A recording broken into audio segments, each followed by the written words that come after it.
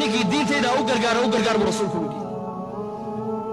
نظر الله امرأ سمع مقالتي مالك وجيدو أي مدوباني بنك قيامه وجهي سالها نوريو نيكا هل آيات أما هل حديث يقام مغلي سدو يقام مغلي ومدى وقارسيه ورسولك عليه الصلاة والسلام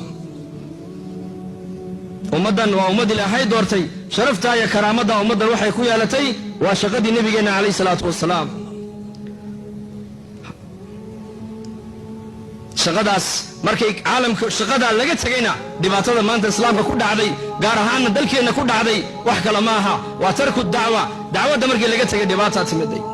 imaam bukhari kitaabkiisa wuxuu ku soo saaray nabiga kaleey salaatu wasalaam ayaa yiri qariyad baa ilaahay u soo diray malag soo halaag baa laga yiri qariyada soo halaag malagii markuu yimiday wuxuu arkay nin saalix oo caabida oo ilaahay si fiican ilaaqa u leh markaasuu yaa rabbi yiri qariyadan aad igu tiri soo halaag adoon saalix oo caabida ku jiray waa sidii